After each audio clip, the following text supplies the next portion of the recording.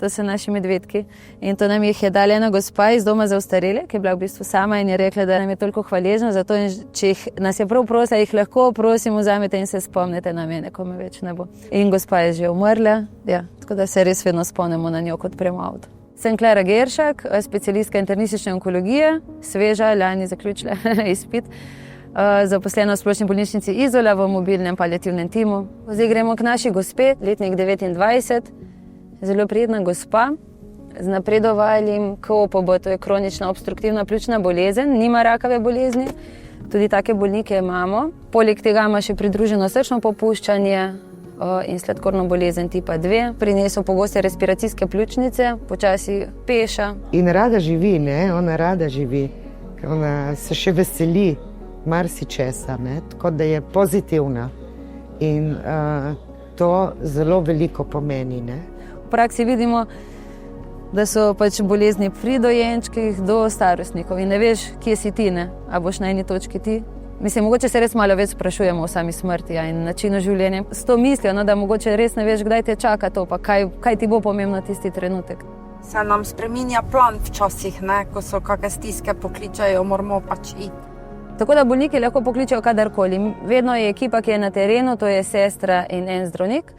Smo odgovorni tudi za telefon. Mi bomo tam mogoče prišli čez ene dobre pol ure. Mi smo že včeraj prejeli klic strani hčerke od gospe, da je slabša. Zdaj predvidimo, da bomo vzeli verjetno kontrolne laboratorijske izvide. Mama je mirna in v bistvu rešimo stvari doma. Prej sem klicala urgence, gor, dol. Načeloma je pa tako, da naredimo 5 do 6 obiskov na dan. Za prvi pregled si ponavadi vzamemo več časa, zato da bolnika in družino spoznamo. Ne naredijo malo reklame. Reklamo? Za 97 leto. Ja, ste slišali, 97 let ima naša gospa. Ko jaz mamo že kar nekaj let negujem, je hudo bolna, sicer še vedno ima voljo do življenja in to ne znam niti povedati, neprecenljivo je. Čudoviti so. Imamo en tak prenosni laboratorij, tako da bomo samo s prsta zbodli.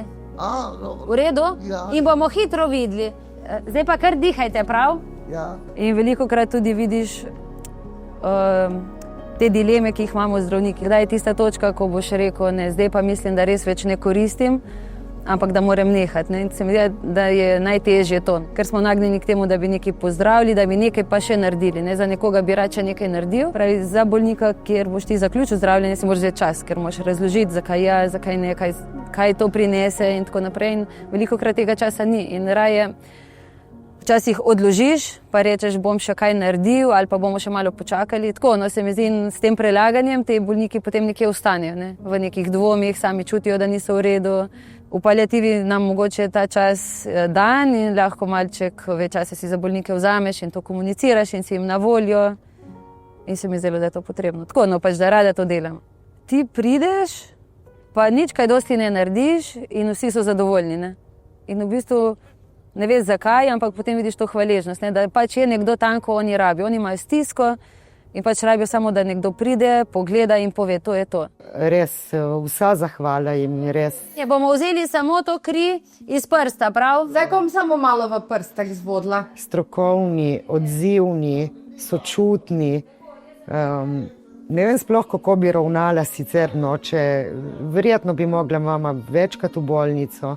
Jaz bom pogledala tukaj pljuča, mislim prsni koš. Malo bo edino hladno, ne se ustrašiti, prav? Tukaj imamo spodaj jetra. In ni kakšne vode. Ne? Če bo problem, bom rekla, lejte, vzemite zdaj. Ja. Če pa ne bomo rekli, počakajte še malo. Kar je treba, ne? Pa doktor. Kar je treba, okej. Mislim, da zdravnik, kjerkoli pač si, bolnike nekako nosi s sabo, ker pač se z njimi ukvarjaš, jih obravnavaš, postane nekako del tvojih misli. Mirna sem tu. Vsi se učimo in živimo. Samo brece Ja. se še bojim, ne se. Vedno pravi, jaz bom tle umrla, ne. Jaz bi rada videla, da bi še bila, ne. Mi daje veliko dobrih nasvetov kljub svojim letom, veliko modrosti je v njej in tudi veliko veselja. Nekatere smrti lažje predelaš, drugi ti ostanejo dlje časa, ampak ja, ne grejo, mislim, ne odmisliš.